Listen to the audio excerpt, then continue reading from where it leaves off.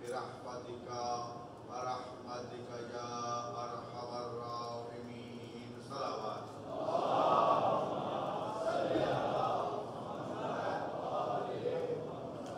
خشودی سیدہ طیبہ طاہرہ زہرا مظلومہ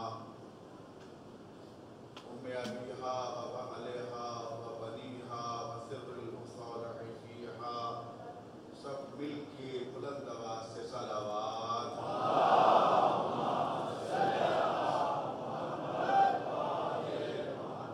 خشودی شہدائے کربلا شہیدان راہ خدا بلندتر صلوات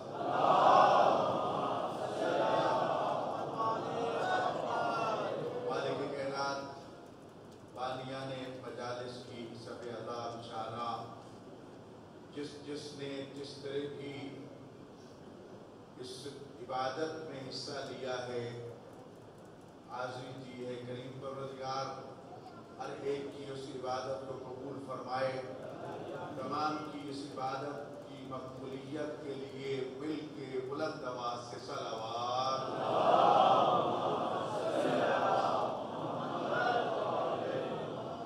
اعوذ باللہ من الشیطان اللعین الرجیم بسم اللہ الرحمن الرحیم الحمد للہ رب العالمین والعاقبۃ للمتقین والصلاۃ والسلام علی سید الانبیاء والمرسلین ابی القاسم محمد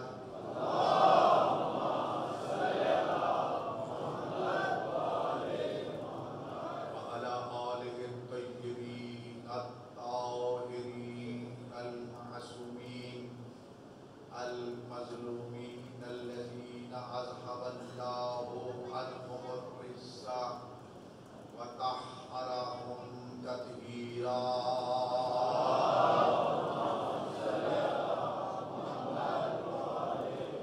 ولعنة الله على أعدائهم أجمعين ملعونين من يوم عداوتهم إلى يوم الدين أما بعد فقد قال الله سبحانه وتعالى في كلامه الأعلى بسم الله الرحمن الرحيم إنما وليكم الله ورسوله والذين آمنوا الذين يقيمون الصلاة ويؤتون الزكاة وهم راكعون صلوات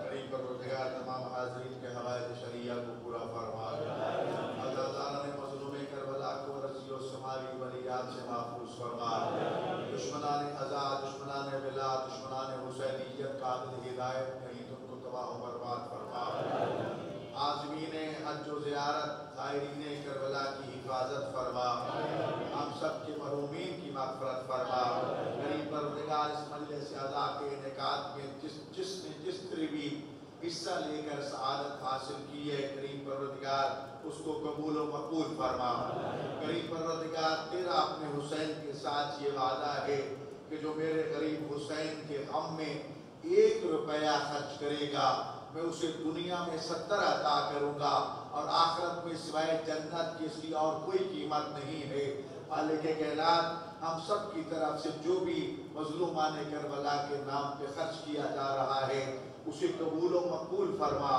اس کو ریاکاری سے محفوظ فرما صدیقہ کبریٰ شفیع روز جزا جناب زہرا سلام اللہ علیہ کو ہم سے راضی فرما حجت دوران بقیت الاعظم امام زمان علیہ السلام کے ظہور پر نور میں تعجیل فرما اور ہم امام زمان علیہ السلام کے آوان و انصار میں شمار فرما سبھی مل کے بلند آواز سے صلوات پڑھ لیجیے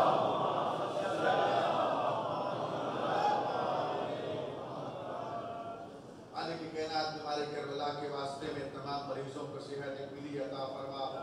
خاص طور پر بیگم فرخندہ بخاری کی صحت و سلامتی کے لیے التماس دعا کو کہا گیا ہے. کریم پروردگار جناب سیدہ طیبہ طاہرہ زہرا سلام اللہ کے شکستہ پہلو کا واسطہ ان کو صحت کاملہ عاجلہ عطا فرما. عزیزان گرامی سورہ مائدہ کی آیت نمبر 55 عشرہ حسینی کی 8ویں یہ مجلس ہے. عزیزان گرامی نامی کی رات شروع ہو چکی اور جیسا کہ آپ نے سنا کہ غریب زہرا ایک رات کا مہمان ہے. یقیناً یہ لمحات بڑی تیزی سے گزرتے جا رہے ہیں. یہ حسین کریم کا لطف و کرم ہے کہ حسین کے صدقے میں ہمیں اپنے عقائد کا علم بھی ہو رہا ہے. حسین کریم کے صدقے میں سیرت انبیاء کا بھی ہمیں علم ہو رہا ہے. حسین کریم کے صدقے میں اولیاء و اوصیاء کی قربانیوں کا بھی ہمیں پتہ چل رہا ہے. حسین کریم کے صدقے میں ہمیں دین اسلام کی عظمت اور قیمت کا بھی پتہ چل رہا ہے. تو عزیزان گرامی اگر حسین نہ ہوتا آج اسلام کی عزت و آبرو کا کسی کو علم نہ ہوتا. جب ابھی آپ نے سنا حسین جب اپنا علی اکبر جیسا بیٹا قربان کر رہا ہے اور روانہ کرتے وقت یہ لفظ کہتا ہے کہ میرے اللہ اب تو گواہ رہنا. یہ چھوٹی بات نہیں، تو گواہ ہے ہی صحیح، لیکن مخاطب کر کے میرے اللہ تو گواہ رہنا کہ اب میں تیرے دین کی بقا کے لیے اپنے اس بیٹے کو تیرے راستے میں قربان کرنے کے لیے بھیج رہا ہوں جو میرے نانا کا ہم شکل ہے. جب کبھی نانا کی زیارت کا شوق ہوتا میں اپنے علی اکبر کی زیارت کر کے نانا کا شوق زیارت پورا کر لیا کرتا. تو خود سوچو جس دین کے لیے علی اکبر قربان ہو گیا ہو تو دین کتنی عظمت ہے. آپ انہی دونوں دروازوں سے داخل ہوتے ہیں.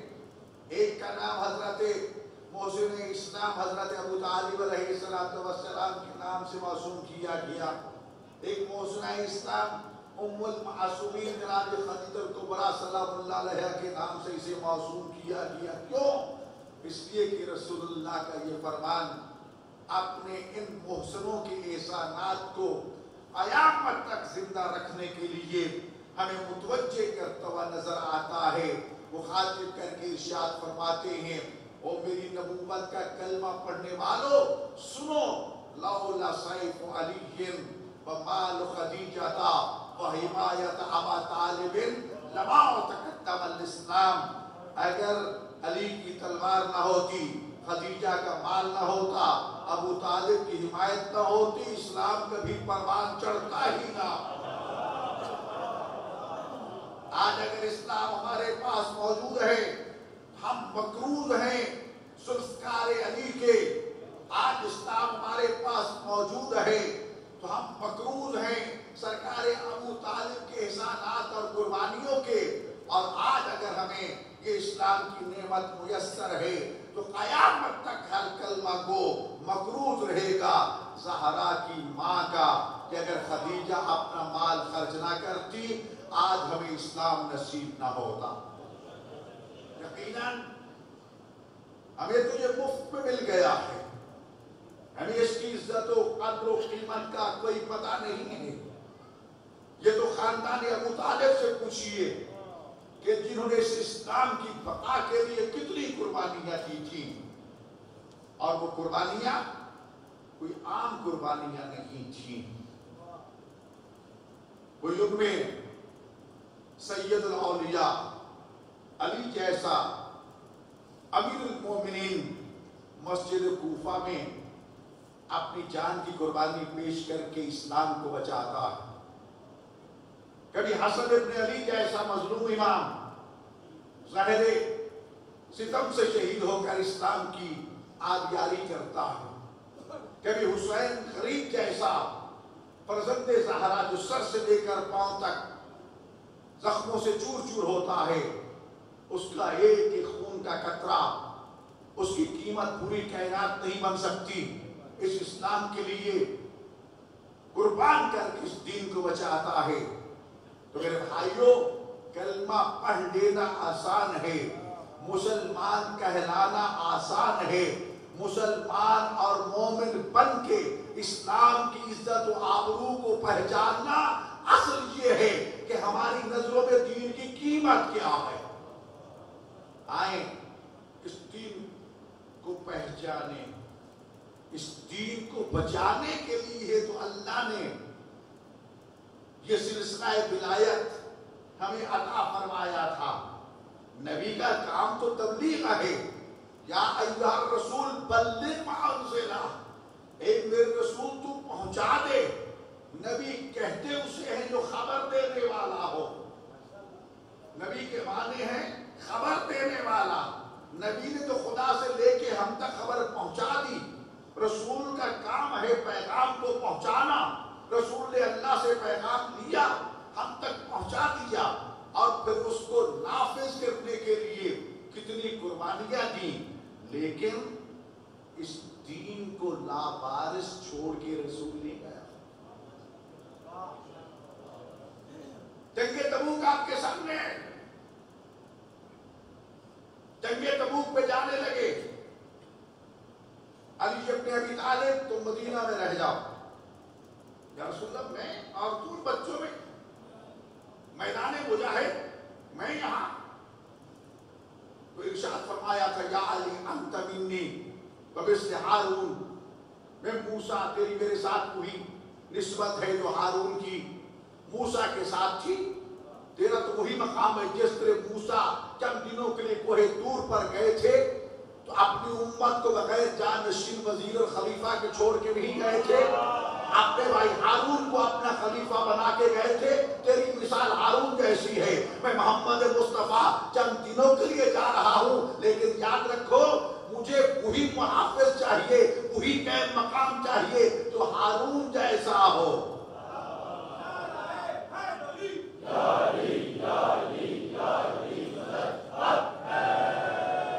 عزیزان گرامی, وقت کافی گزر چکا ہے, اختصار سے عرض کرنا ہے. اللہ نے اس ولایت کا تذکرہ فرمایا کہ بس تمہارا ولی اللہ ہے. اب اللہ کی صفات ثبوتیہ, صفات کمالیہ سب کے سامنے موجود ہیں. معبود حقیقی وہی ہے, خالق حقیقی وہی ہے, کائنات کا مالک و خالق وہی ہے. تمام تر ولایت اس کی ذاتی ہے. اس نے عطا کی ہے رسول اللہ کو, اللہ نے عطا کی ہے علی ابن ابی طالب کو, اور رسول کو یہ عطا فرمانے کے بعد ارشاد فرمایا کہ میرے حبیب جو کچھ ہم نے آپ کو دیا ہے یہ اپنے اہل بیت کو عطا کر دو. ہم کس کس پہلو پہ ان کے مقام و رتبہ کو دیکھیں. لوگ کہتے ہیں اللہ کو پکارو, یقیناً اللہ کو پکارنا چاہیے, اللہ کا حکم ہے, اللہ کے حکم سے انکار نہیں ہے. کون انکار کرتا ہے؟ مانگنا یقیناً اللہ سے چاہیے, کوئی شک نہیں ہے کہ پوری کائنات کا مالک وہی ہے. لیکن اسی نے کہا ہے وابتغوا الیہ الوسیلہ, اس خالق تک پہنچنے کے لیے وسیلہ بھی لینا پڑے تو لے لیا کرو. اب وسیلہ کون ہو سکتا ہے؟ وسیلے کی مثال چھوٹی سمجھا دوں. ہم ایک سیڑھی کی مثال دیتے ہیں. اس کا ایک حصہ زمین پر ہوتا ہے, ایک بلندی پر ہوتا ہے. اگر زمین پہ حصہ نہ ہو تو بلندی پہ کیسے جائیں؟ اگر صرف بلندی پر ہو تو زمین پہ کیسے آئیں؟ توجہ ہے نا ذرا گرامی. اگر اس کو صرف زمین سمجھ لے پھر بلندی ختم. اگر صرف بلندی سمجھ لے تو ہم پہنچ نہیں سکتے. اسی لیے اس کو وسیلہ قرار دیا گیا. یاد رکھیے ائمہ اہل بیت علیہم الصلوۃ والسلام ہے وسیلہ, جن کے بغیر ہم خدا تک نہیں پہنچ سکتے, لیکن ہے وہ نور. اشہد انک کنت نورا فی الاسلام شام خبر الحام المطہرہ. حسین ابن علی کا فرزند امام صادق ارشاد فرماتے ہیں میں گواہی دیتا ہوں کہ آپ اسلام طاہرہ الحام مطہرہ میں نور تھے اور ہم ہیں خاک. ہم تو یہ چھوٹا سا بلب نہیں دیکھ سکتے, ہم تو اسی روشنی کو دیکھنے کی کتاب نہیں لا سکتے. تو جائزہ نہیں کرانی. اس کائنات میں سورج سب سے بڑا منبع ہے روشنی کا. کوئی ہے تم میں اتنا پہلوان کہ جو کہے کہ میں 10 منٹ 20 منٹ ٹکٹکی باندھ کے سورج کو دیکھ سکوں. اور سورج کی روشنی کیا ہے؟ جناب زہرا سلام اللہ علیہ کے نور کی خیرات ہے. چاند کی روشنی نور زہرا کی خیرات ہے. تو جس زہرا کے نور کی خیرات کو ہم نہیں دیکھ سکتے، اس مجسم نور کو کیسے دے سکیں گے؟ یا اللہ کا ہم پر احسان ہے کہ نور مجسم کو لبادہ خاکی میں ہم تک پہنچایا تاکہ ہم ان کو دیکھ سکیں، وگرنہ اصل میں وہ نور ہے. گرامی تبھی تو ایک جنبہ نورانی ہے، ایک جنبہ خاکی ہے. خاکی اس لیے کہ ہمیں سمجھا سکیں، اصل میں وہ نور ہے. اور نور کی وسعتیں، اس کی تیزیاں، روشنی کی سپیڈ، کرن کی سپیڈ آج کی میڈیکل سائنس میں چیک کر لیجئے. اب ان کے بارے میں سوچنا کہ وہ کہاں ہیں کہاں نہیں، یقین نہیں ہر جگہ. وہ سنتے بھی ہیں، وہ دیکھتے بھی ہیں، وہ جانتے بھی ہیں. تو ان کا وسیلہ بھی کہا گیا. اور میں تفصیل میں نہیں جانا چاہتا. ہر ایک کا وسیلہ بہت بڑا وسیلہ ہے. میں اس پوزیشن میں نہیں ہوں کہ میں کسی کے بارے میں کہہ سکوں وہ بڑا اور وہ چھوٹا، لیکن یہ ضرور عرض کیا کرتا ہے یہ سارے باب الحوائج بھی ہیں، سارے وسیلہ بھی ہیں، لیکن ان میں جو سب سے عظیم وسیلہ ہے نا، وہ حسین کی ماں ہے. وہ صدیقہ کبریٰ فی العالمین جناب زہرا ہے. جب ہم زہرا کو وسیلہ بناتے ہیں نا کہ میرا اللہ تجھے اپنی کلی زہرا کا واسطہ ہماری اس مشکل کو آسان فرما دے، ادھر زہرا کو وسیلہ بناتے ہیں، ادھر رسول اللہ متوجہ ہوتے ہیں یہ کون شریف ہے جو میری بیٹی کو وسیلہ بنا رہا ہے. ادھر علی متوجہ ہوتے ہیں یہ کون ہے جو میری زوجہ کو وسیلہ بنا رہا ہے. ادھر زہرا کے 11 معصوم بیٹے متوجہ ہوتے ہیں یہ کون شریف ہے جس نے ہماری ماں کو وسیلہ بنا دیا. اے غلامان زہرا سن لو، پھر صرف زہرا نہیں 14 کے 14 سفارشی بن جاتے ہیں. 14 سفارش کرنے والے ہو اور دعائیں قبول نہ ہو نہیں سکتا.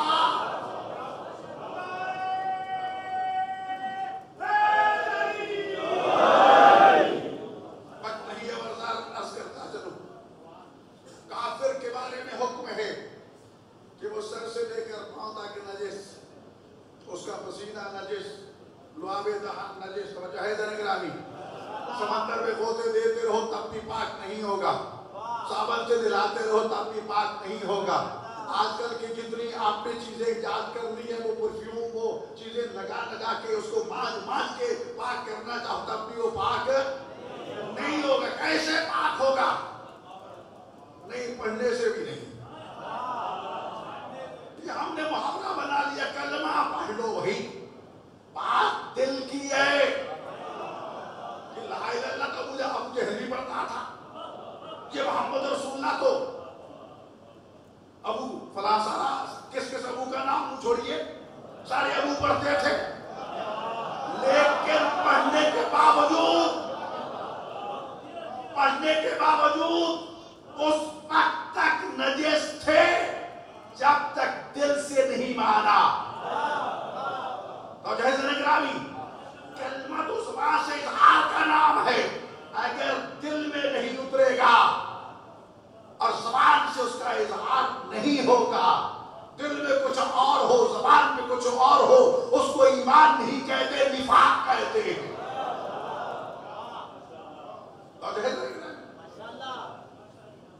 کلمہ نہیں پڑھا، ایک بندہ ہے گونگا، کیا کرے گے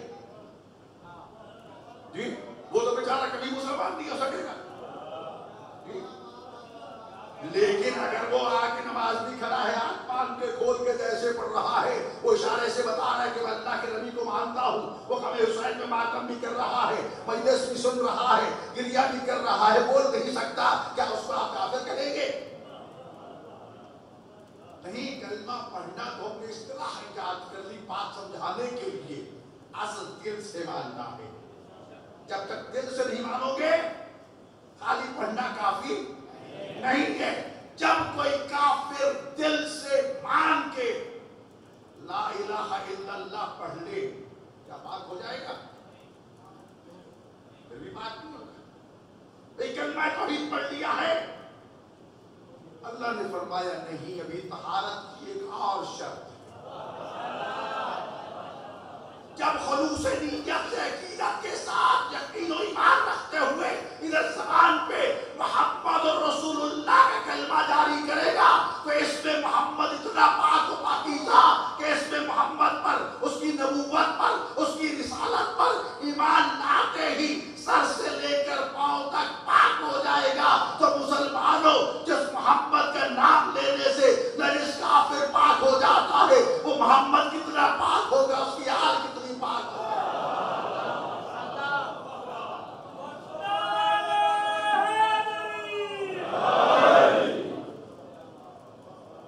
تو نام کی بات کر رہا، باقی بات نہیں کر رہا. ایک دن واقعہ ملتا ہے، امیر المومنین علیہ السلام سفر کر رہے ہیں. ایک اجنبی ساتھی ہم سفر ہو لیتا ہے. ساتھی بھی پہچانتا ہے کہ میرے ساتھ کون سی شخصیت ہے. سفر کرتے کرتے دریا کے کنارے دونوں پہنچ جاتے ہیں. ساتھی کہتا ہے کہ ہم سفر، تم کشتی کا انتظار کرو، خدا حافظ میں جا رہا ہوں. تم کیسے جاؤ گے؟ کبھی دیکھ لینا. ہوا اتاری، پانی میں بچھائی، اوپر بیٹھ گیا. ہوا نے تیرنا شروع کر دیا. دریا عبور کر کے دوسرے کنارے پہنچ کے دور سے ہاتھ ہلا کے کہتا ہے اچھا جی جا رہا ہوں، خدا حافظ. علی فرماتے ہیں ٹھہر جاؤ، رک جاؤ. کہا تم کیا کرو گے؟ رک جاؤ. ادھر وہ رکا.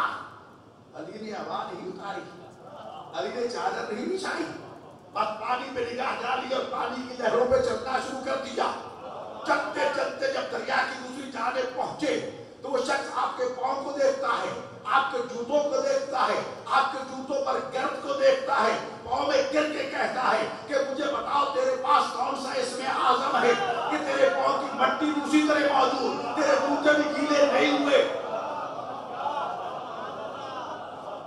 فرمایا تو بتا تیرے پاس کون سے اسم اعظم ہے. کہتے ہیں اگر مجھے یہ نہ پتا چلتا کہ تیرے پاس مجھ سے بھی کوئی بڑا اسم اعظم ہے تو کبھی نہ بتاتا. اب کیونکہ مجھے پتا چل گیا ہے تیرے پاس مجھ سے بھی بڑا کوئی طاقتور اسم اعظم ہے تو بتا دیتا ہوں. کہا ایک دن مدینہ سے گزرا، مسلمانوں کے رسول اپنے بھائی علی کے نام کے فضائل بیان کر رہا تھا. بیان کرتے کرتے کہا کہ جو کوئی میرے بھائی علی کا نام لے کے دریا میں چادر بچھا کے اس پہ بیٹھ کے دریا عبور کرنا چاہے وہ عبور کر جایا کرے گا. کہا میں نے تجربہ کیا، تجربہ ہوا کامیاب. بس وہ دن اور آج کا دن چادر بچھاتا ہوں، علی کا نام لیتا ہوں، دریا عبور کر جاتا ہوں. علی فرماتے ہو بندہ خدا، جس علی کا نام لے کے تو دریا عبور کر جاتا ہے، اگر وہ علی خدا آ جائے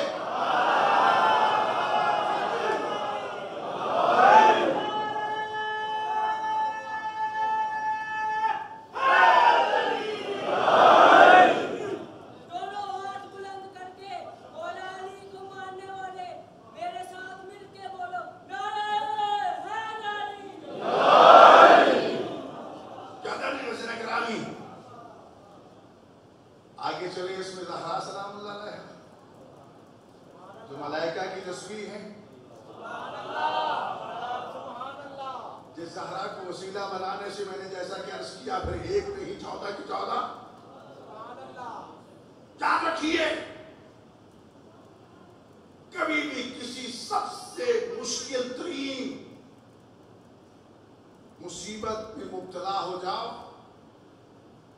کوئی راستہ نظر نہ آئے، حسین کی ماں کی نماز استغاثہ پڑھ لیا کرو. میں یہ جسارت کر رہا ہوں بتانا نہیں چاہیے، لیکن خدا کا شکر ہے کہ خدا نے مجھ سے کیا کیا کام لیے ہیں. چند چیزیں میں نے عرض کی آپ کے سامنے. ایک مرتبہ جناب بطول کے بیٹے کی عزاداری کے حوالے سے دشمن نے مجھے چاروں طرف سے گھیر لیا کہ ہم ان جلوسوں کو بند کرنا چاہتے ہیں. ان جلوسوں پر پابندی لگانا چاہتے ہیں، ان کو چار دیواری میں بند کرنا چاہتے ہیں۔ یہ رسمیں ہیں جو تباہی کا باعث بنتی ہیں، یہ رسمیں ہیں جو جلوسوں کی وجہ سے جانوں کو ضائع کرنے کا باعث بنتی ہیں۔ تو میں نے ان سے عرض کیا کہ سنو، سب سے پہلی بات تو یہ رسم نہیں ہے، عبادت ہے۔ ان کو کبھی رسم نہ کہنا، محاورتاً ہم کہتے ہیں، حقیقت میں عزاداری مظلوم کربلا کی مجلس ہو، جلسہ ہو، جلوس ہو، یہ شعائر حسینیت ہو، یہ سب بنانا اٹھانا عبادت۔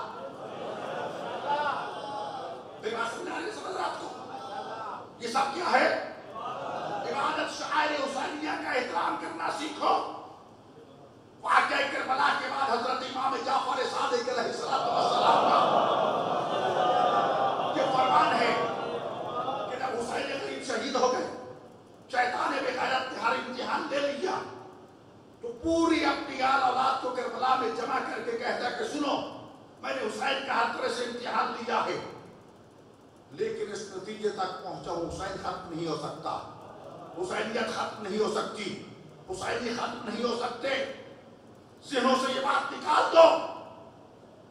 دنیا کے سارے شیطانوں کو مخاطب کر کے ان کے سردار نے یہ کہہ دیا کہ میں نے تجربہ کر لیا ہے، حسین کو مٹانے کا کبھی نہ سوچنا، حسین نہیں مٹے گا۔ حسینیت کو مٹانے کا کبھی نہ سوچنا، حسینیت نہیں مٹے گی۔ حسینیوں کو ختم کرنے کا کبھی نہ سوچنا۔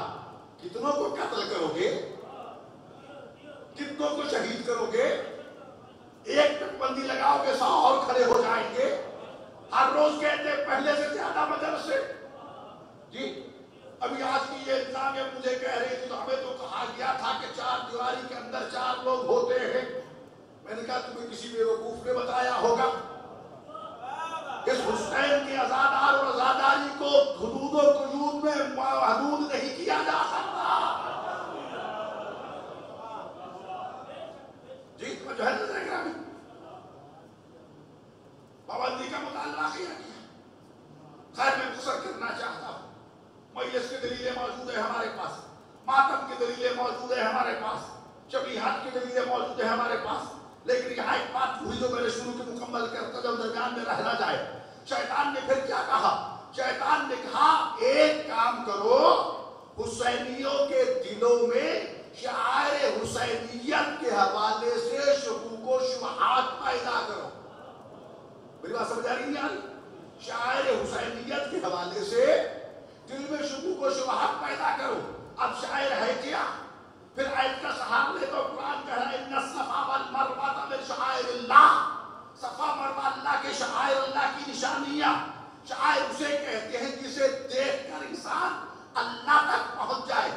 بڑا مختصر کر رہا ہوں، جسے دیکھ کر انسان اللہ تک پہنچ جائے۔ کچھ نشانیاں حسین کی ہیں جنہیں دیکھ کر انسان حسین تک پہنچتا ہے، اور جو خوش نصیب حسین تک پہنچ جائے وہ رسول اللہ تک پہنچ جاتا ہے۔ جو رسول اللہ تک پہنچ جائے وہ اللہ تک پہنچ جاتا ہے۔ جو اللہ تک پہنچ جاتا ہے سوائے جنت کے اس کا کوئی مقام نہیں ہے۔ تبھی شیطان نے کہا کہ شاعر حسینی کے خلاف ان شیعوں کے دلوں میں شکوک و شبہات پیدا کرو۔ اتنا کپڑا خرچ کر دیا عالم پہ، کسی غریب کی چادر بن سکتی تھی، اتنا قیمتی زیور پہنا دیا زلجناح کو، 4 یتیم بچیوں کی شادی ہو سکتی تھی۔ میری بات سمجھ آ رہی نہیں آ رہی؟ یہ تم نے سونے کی زری بنا دی، یہ کیا کر دیا؟ ارے بھائی اگر خدا نے کسی بندہ نیک کو اتنا رزق عطا کیا ہے کہ وہ اس کا خمس بھی ادا کرتا ہے، زکوٰۃ بھی دیتا ہے، خیرات بھی دیتا ہے، ذوی القربیٰ کا خیال بھی رکھتا ہے، پھر بھی اس کے پاس اتنا رزق حلال ہے، اگر اس کو شاعر حسینیت کے لیے خرچ کر دیتا ہے تمہارے پیٹ میں درد کیوں اٹھتا ہے؟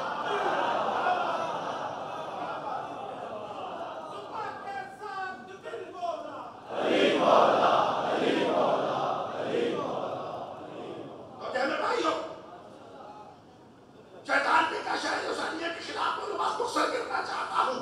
علم شاعر حسینیت، یہ منبر شاعر حسینیت، یہ زلجناح شاعر حسینیت، یہ تعزیہ، یہ تابوت، یہ زلجناح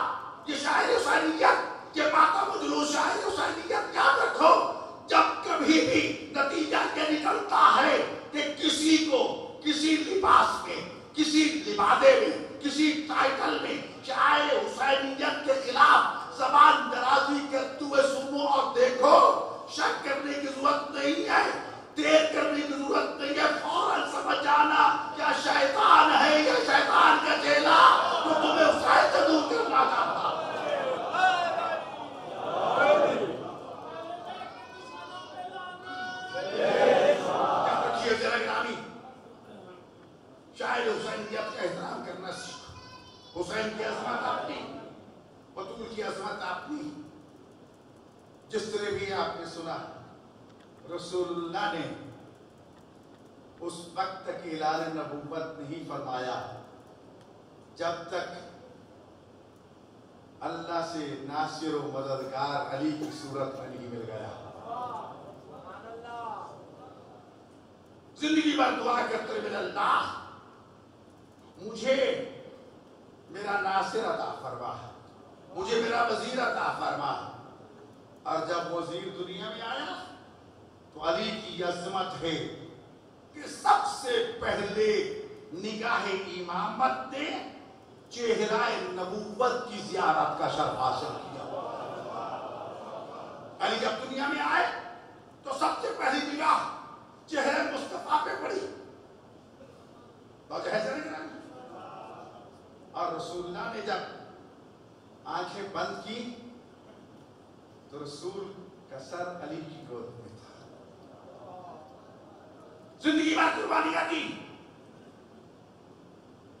اور یہ یاد رکھیے رسول اللہ نے جب تک جناب خدیجہ کو بطور زوجیت آپ کی زوجیت میں رہی ام المومنین مادہ زہرا بن کے جب تک ان کا وصال نہیں ہوا رسول اللہ نے دوسری شادی نہیں کی. اسی طرح علی کی زوجیت میں جب تک جناب زہرا سلام اللہ علیہا زندہ رہی ظاہری طور پر شہید نہیں ہوئی علی نے دوسری شادی نہیں کی.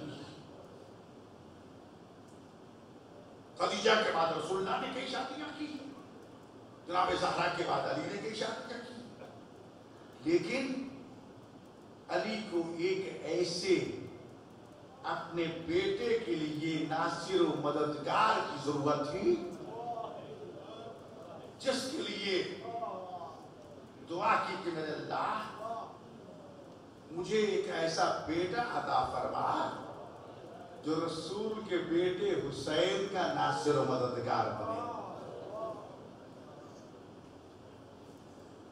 ماہر انصاف تھے جناب یقین, بڑے بھائی تھے یقین. میں چاہتا ہوں کہ عرب کی کسی ایک ایسی خاتون سے شادی کروں جس کا خاندان شجاعت میں بہادری میں اپنے مثال آپ ہو. کہا بھیا میں نے آپ کے لیے ایسے خاندان کو تلاش کر لیا.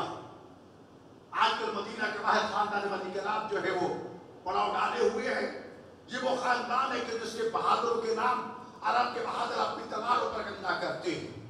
بس قبیلے کے سردار کی بیٹی کا رشتہ جا کے آپ کے لیے مانگتا ہوں. ایسا نگراں میں بڑے اختصار کے ساتھ عرض کرتا ہوں. عقیل چلے گئے تاکہ سلام پیش کیا. سردار قبیلہ نے اٹھ کے استقبال کر کے کہا سردار اے سید بطحا کے بیٹے اے ابو طالب کے لخت جگر غلام کو بلا دیا ہوتا, آپ نے جو زحمت فرمائی. کہ حاجت من چل کے آتے ہیں. کہ حاجت اور مجھ جیسے غلام سے کہا کہ ہاں حضور حکم فرمائیے. کہا میں اپنے بھائی علی ابن ابی طالب کے لیے تیری بیٹی تیرے خاندان کی کسی بیٹی کا رشتہ لینے کے لیے آیا ہوں. جب یہ خاندان کی بات سنی نا تو کہتے ہیں کہ حضور اگر اجازت ہو تو میری ایک ہی بیٹی ہے, میری طرف سے اجازت ہے, اتنی اجازت دو کہ میں جا کے اپنی بیٹی سے اجازت لے لوں. میرے لیے بڑی سعادت ہوگی کہ میری بیٹی علی کی زوجہ بنے. جوانان جنت کے سردار کی کنیز بنے. روایت میں ہے کہ ابن حزام گئے اور جا کر اپنی بیوی کو یہ کہا کہ تیری بیٹی کا بہت بڑا عظیم رشتہ آیا ہے. کہ سردار کا کوئی سردار کوئی معمولی سردار نہیں ہے, شخصیت کوئی معمولی شخصیت نہیں ہے. سید بطحا علی بردار بیت اللہ, محافظ و مربی رسول اللہ, محسن اسلام ابو طالب کا بیٹا علی. یہ سننا تھا. کہا کہ میں بیٹی سے پوچھ لوں. جب بیٹی سے پوچھا نا, ان کا نام بھی فاطمہ تھا جو بعد میں فاطمہ کلابیہ کے نام سے مشہور تھی, لیکن علی کی زوجیت میں آنے کے بعد ام البنین کہلائی۔ جا کے جب پوچھا نا تو جناب فاطمہ کے لابیہ کہتی ہیں اماں حضور میں نے تو رات کی اجازت دے دی۔ بیٹا وہ کیسے؟ کہ رات میں جناب زہرا تشریف لائی تھی، کہہ رہی تھی فاطمہ تم میرے بیٹوں اور بیٹیوں کی ماں بننے والی ہو، میری زینب و کلثوم حسن و حسین کا خیال رکھنا۔ اللہ اکبر۔ عزادارو رشتہ طے آ گیا۔ جوانہ بنی ہاشم نے بڑی عزت و تکریم کے ساتھ جناب ام البنین کو بیعت کے جب در زہرا پہ پہنچے نا تو دروازے پہ زینب و کلثوم اپنی ماں کا استقبال کرنے کے لیے کھڑی ہیں، حسن و حسین ماں کا استقبال کرنے کے لیے کھڑے ہیں۔ وہ طول کی چوکھٹ پہ جب پہنچی نا ام البنین تو زہرا کے گھر کی چوکھٹ پہ پاؤں رکھنے کی بجائے اپنی پیشانی رکھ دی۔ جب زینب و کلثوم نے آگے بڑھ کے اماں کہہ کے استقبال کیا نا تو کہا کہ میں تمہاری نوکر بن کے آئی ہوں، تمہاری ماں بن کے نہیں آئی۔ وہ وفا کی ملکہ جس کے بیٹے نے وفا کے والد بلند کیے کہ آج تک جب وفا کی بات ہوتی ہے تو سوائے ام البنین اور ام البنین کے بیٹے کی کوئی تصویر ذہنوں میں نہیں آتی۔ انتظار تھی علی کو اس شہزادے کی۔ ایک دن کنیز نے آگے خبر دی کہ امیر المومنین جس شہزادے کی آپ کو آمد کی انتظار تھی وہ تشریف لے آیا۔ علی مسجد کوفہ میں ہی خوش ہوئے۔ گھر پہنچے کنیز نے شکایت کی کہ شہزادے نے ابھی تک آنکھیں نہیں کھولی۔ تو فرماتے ہیں آخر میرا جو بیٹا ہے کہ میں رسول اللہ کا ناصر و مددگار بن کے آیا تھا، میں نے اس وقت تک آنکھیں نہیں کھولی تھی جب تک میری نگاہوں نے رسول اللہ کو نہیں دیکھا تھا۔ سب سے پہلی غذا میں نے لعاب دہن رسالت چوس کے لی تھی۔ میرا عباس میرے حسین کا مددگار بن کے آیا ہے، جب تک حسین ہاتھوں پہ نہیں لیں گے نا اس وقت تک عباس آنکھیں نہیں کھولیں گے۔ حضرت حسین آگے بڑھے، اپنے بھائی کو اپنے ہاتھوں پہ لیا کہ ہمارے بنی ہاشم عباس نے آنکھیں کھولی، پہلی نگاہ چہرہ حسین پہ پڑی۔ حسین نے درخواست کی بابا عباس میرے حوالے کر دو، اس کی تربیت میں کروں گا۔ بڑی تیزی سے گزرنا چاہتا ہوں عزادارو۔ حسین نے تربیت شروع کر دی۔ وقت گزرتا رہا، بہنوں کو بڑا ناز تھا کہ ہمارا بھائی عباس۔ روایات میں خطبہ عزادار مکاتب کی کتب کی لکھتے اور بیان کرتے ہیں ایک دن زینب و کلثوم عباس کے دونوں بازو پکڑ کے گھر کے صحن میں چل رہی ہیں کہ علی کی نگاہ پڑ گئی۔ پوچھتے ہیں بیٹیوں کیا بھائی کو چلنا سکھا رہی ہو؟ دونوں کہتے نہیں بابا ہم آج ہی سے عباس کے بازوؤں کے سہارے چلنا سیکھ رہی۔ حضرت اللہ تعالیٰ 9 سال کے تھے عباس، علی مسجد کو خطبہ دے رہے ہیں۔ حسین کو پیاس لگی، قریب ہی کھڑی ہے جناب کمبر مجھے پیاس لگی ہے پانی لے آؤ۔ عزادر یہ سن لیا عباس نے کہ حسین پیاسا ہے، دوڑ پڑے گھر کی طرف، پانی کا پیالہ بھر کے سر پہ رکھا، دوڑتے ہوئے آ رہے، پانی اچھل اچھل کے عباس کے لباس پہ پڑ رہا ہے۔ حسین کی خدمت پہ پہنچ کے پانی کا پیالہ پیش کر کے پوچھتے ہیں سردار کمبر تو ابھی نہیں پہنچے نا؟ یہ سننا تھا۔ حسین کی آنکھوں سے آنسو بہ نکلے، رو کے کہا عباس تیرے پانی لانے کا بھی وقت بہت دور ہے۔ 13 سال کی عمر میں جنگ صفین میں بابا کے ساتھ شریک ہوئے۔ وعدادارو دنیا میں بڑے بڑے علمدار گزرے، بڑے بڑے غازی، لیکن جنگ صفین میں ام البنین کے بیٹے نے جہاد کا وہ مظاہرہ کیا تھا، علی نے چہرے پہ نقاب नकाब डाल के मैदान में भेजा था ताकि मेरे बेटे को शामियों की नजरें बद न लग जाए। जब अब्बास अपने बाबा की शजाअत का मुजाहिरा कर रहा था ना, तो एक मर्तबा शामी कूफी पुकार उठे, वल्लाह हाज़ा अली इब्न अबी तालिब, खुदा की कसम ये लड़ने वाला सिवाय अली के और कोई नहीं हो सकता। जब अब्बास के कानों पर आवाज पड़ी ना, तो चेहरे से नकाब उलट के कहते हैं, शामियों मैं अली नहीं, अना इब्न हुस्सगीर, मैं उस अली का सबसे छोटा बेटा अब्बास जंग कर रहा था। गाजी का लक़ब पाया। अज़ादारों, बड़ा नाज था बतूल की बेटियों को अपने इस भाई के बाजुओं पर। कभी सुनती थी ना जनाब उम्मुल कुलसूम का ये जुमला है कि हमारे हाथों में रस्सियां डाली जाएगी, हमारे सदों से चादरें छिनी जाएंगी। तो मैं कहा करती थी, भला जिसका अब्बास जैसा भाई हो, किसी की मजाल है कि उसके सर से चादर छीने। ऐसा करो, वफा का वो कहकर वो वक्त आ गया जब हुसैन को मदीना छोड़ना पड़ा। खुदा जाने किस इह्तिमाम के साथ अब्बास ने ज़ैनब को महमल पे सवार किया। ज़ैनब को वो लम्हात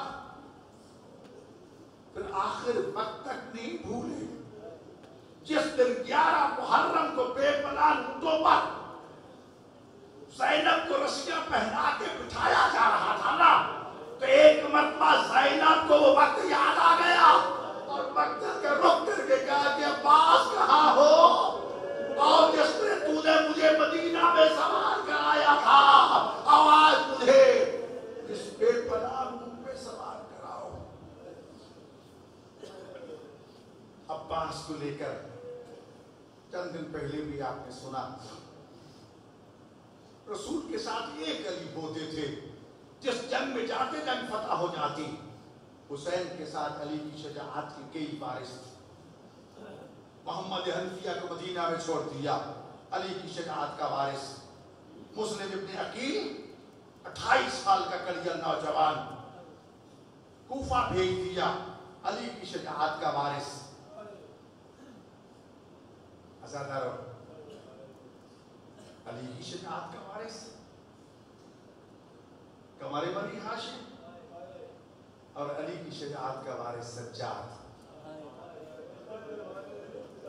दोनों बहन भाइयों ने मशवरा किया। ज़ैनब कहती है, भैया अब्बास की जमानत तुम ले लो, सज्जाद जाने और मैं जाऊं। अज़ादारों, 7 मुहर्रम पानी बंद हो गया। आज क़याम हुसैनी से अल अतश की आवाजें बुलंद हो रही है। छोटे छोटे बच्चे कई दिनों के प्यासे हैं। करबला की मुसीबतों में से सबसे बड़ी मुसीबत आज तक पानी है। अज़ादारों, शब आशूर भी गुजर गई, रोज़े आशूर तुलू हो गया। कई दिन के प्यासे बच्चे अब्बास कई मर्तबा हुसैन की खिदमत में आए। सरदार आप तो इजाजत दे दो। कभी रोकी कहते, तू तो मेरे लश्कर का सिपा सालार है। अब लश्कर कहाँ था जिसका मैं सिपा सालार हूं। कभी कहते, तुम तो बतूल की बेटियों के पर्दों के वारिस हो। इस नकनक सहरा में ज़हरा की बेटियां तेरे बाजुओं में भरोसा करके आई। एक मर्तबा खैमों से जब अल अतश की सदाएं शिद्दत से बुलंद हुई ना, तो ऐसा इकरामी उलमाए मकातिब ने लिखा है, खैमों के अंदर तमाम छोटे छोटे बच्चे अपने खुश्क प्याले लेके जनाब सकीना के खैमे में आ गए और कहा, सकीना अपने चचा से कहो ना अली अस्कर भी प्यासा है, पानी ले आए। देखो ना छोटे छोटे बच्चों की शिद्दत प्यास से आवाजें हलक से नहीं निकल रही। कहा, बच्चों तुम यहीं बैठो, मैं अपने चचा अब्बास को बुला के लाती हूँ। अज़ादारों, सकीना अपने चचा के खैमे में गई, अपने अब्बास चचा को लिबास जंग पहनाया, ज़ीरा और तलवार सजा के चचा का बाजू पकड़ के लेके जब अपने खैमे में आई ना, अल्लाह अकबर।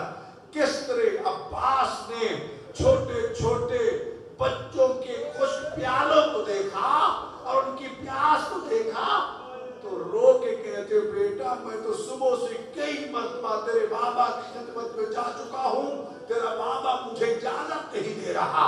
उस वक्त सकीना कहती है, चचा वादा करते हो अगर इजाजत मैं ले दूं पानी ले आओगे? हाँ बेटा मैं वादा करता हूँ, इजाजत तुम दे दो मैं पानी ले आऊंगा। अज़ादारों,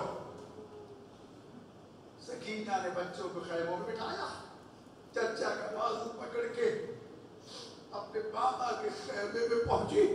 अज़ादार, दूर से जब हुसैन ने सकीना को अब्बास के साथ आते हुए देखा ना, तो एक मर्तबा सकीना से ये कहा, बेटा सुबह से जो भी किया है ना कोई वापस नहीं आया। कहा मेरा भाई प्यासा है। बाद उलमाए मकातिल कहते हैं ठीक है तेरा भाई 6 माह का, मेरा भी तो भाई है अब्बास।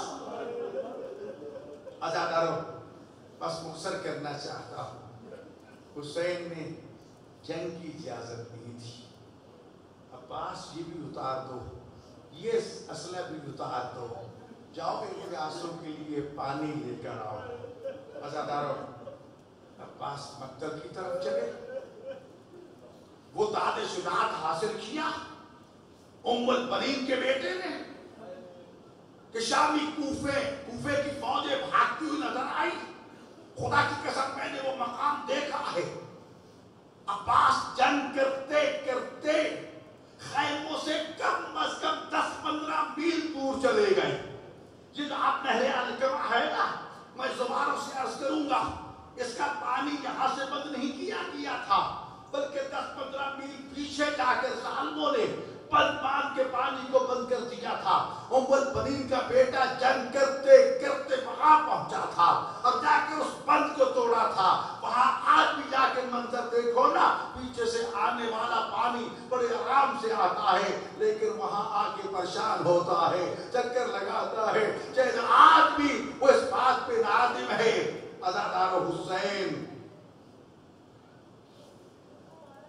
के हुक्म पर पानी का मशकीज़ा भर के अब्बास खैमों की तरफ तो चल पड़े। अब दुआ करो ये पानी खैमों तक पहुंच जाए। अज़ादारों, जब यजीदियों को यकीन हो गया ना कि अब्बास पानी लेके जा रहा है, तो ऐलान किया कि अगर एक कतरा पानी भी खैमों में पहुंच गया ना, कोई शामी कूफी जिंदा नहीं रहेगा। अज़ादारों पे खैर तो ने चारों तरफ से हमला कर दिया। वो मकामात आपने देखे होंगे ज़ाहिरीन, लेकिन एक नुक्ते की तरफ मैं मुतवज्जे करना चाहता हूँ। जो करबला में मौला अब्बास के हरम के दरवाजे में बैठ के एक प्रोग्राम रिकॉर्ड करते हुए उसी हरम के खादिम ने हमें मुतवज्जे किया कि अब्बास की शुजाअत और बहादुरी को तुमने कभी महसूस किया है? हाँ, यकीनन बहुत बड़े बहादुर थे ना? नहीं, एक जालिम ने छुप के अब्बास के दाएं बाजू पे वार किया, जिसके में अलम था। कितनी देर, 100 गज का कम अज कम फासला है दूसरे बाजू पे कलम होने का। कितने लम्हों में, कितने सेकंडों में अब्बास ने उस बाजू को फेंका और जल्दी से दूसरे बाजू पे अलम को लिया और मशकीजे को लिया। इससे बड़ा कोई माहिर जंगजू नहीं हो सकता जितना अब्बास था। लेकिन हाय, बेगैरत ने दूसरे बाजू पे भी वार किया। अब्बास का वो दूसरा बाजू भी कट के शहीद हो गया, जिस पर भरोसा करके बतूल की बेटियां परदेश में आ गई थी। अब पूरी कोशिश की कि ये मशकीजा खैमों तक पहुंच जाए, लेकिन चारों तरफ से तीरों की बरसात। वो अज़ादारों, एक बेगैरत का तीर आकर मशकीजा में पैवस्त हो गया। आए पानी बहना था, अज़ादारों अब्बास की उम्मीदों में पानी फिर गया। अब्बास ने घोड़े का रसगुल्ला खैमों में जाके क्या करूंगा, सकीना को क्या दिखाऊंगा। इतने में अज़ादारों, एक बेगैरत ने जुल्म का वार किया। कल भी आपने सुना था, जब कोई सवार घोड़े से नीचे गिरता है तो बाजुओं का सहारा लेता, लेकिन हाय उम्र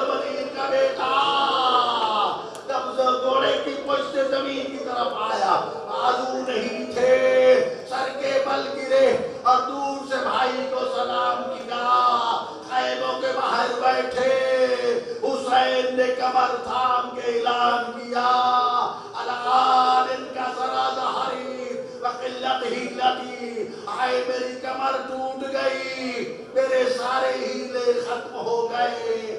حسین چلے مقتل کی طرف، خدا جانے کس طرح پہنچے۔ عباس کی لاشے پر عزاداروں، بھائی کی موت کمر توڑ کے رکھ دیتی۔ یہی وجہ حسین جب آخری مرتبہ سجاد کو الوداع کہنے آئے تھے نا، اور سجاد نے بار بار پوچھا کہ بابا فلاں کہاں وہ بھی قتل ہو گیا، فلاں کہاں وہ بھی قتل ہو گیا۔ جب پوچھا نا میرا بھائی علی اکبر کہاں ہے، تو روایت میں حسین نے یہ نہیں بتایا کہ علی اکبر قتل ہو گئے، فرمایا مردوں میں یا تم باقی ہو یا میں، کہا اس لیے کہ اگر علی اکبر کی موت کا بتاؤں گا سجاد کی کمر ٹوٹ جائے گی۔ خدا نے کس طرح لاش آئے عباس پہ پہنچے، ایک آنکھ میں تیر ہے، ایک میں خون ہے۔ کہا مولا اگر ہاتھ ہوتے نا کبھی تکلیف نہ دیتا، دل کی خواہش ہے جب دنیا میں آیا تھا نا تو سب سے پہلے آپ کے چہرے کی تلاوت کا شرف حاصل کیا تھا۔ اب چاہتا دنیا سے جاؤں تب بھی تیرے چہرے کی زیارت کروں، میری آنکھ صاف کر دو تاکہ تیرے چہرے امامت کی زیارت کر لوں۔ عزادارو یہ کہنا تھا کہ حسین نے آنکھ صاف کی، عباس نے بھائی کی چہرے کی تلاوت کی، اور اس کے بعد حسین کہتے بھیا عباس میری بھی ایک خواہش پوری کر دو، تو نے زندگی بھر غلام کہلایا ہے، ایک مرتبہ تو مجھے بھائی کہہ دو۔ عزادارو میں بطول کے بیٹے کو اپنا بھائی کہوں، اتنے میں عزادارو ایک بیوی کی آواز آتی ہے، میں نے تجھے دعائیں لینے کے بالا عباس کہہ دو میرے حسین کو، اے میرے حسین بھائی۔ عزادارو کہا مولا میرا لاشا خیموں میں نہ لے جانا، مجھے سکینہ سے شرم آئے گی۔ عزادارو خالی مشرق عالم اٹھا کے حسین خیموں کی طرف چلے۔ حیدر خیموں کے باہر جب علم پہنچا، سکینہ نے سارے بچوں سے کہا آؤ بچوں پیالے لے آؤ،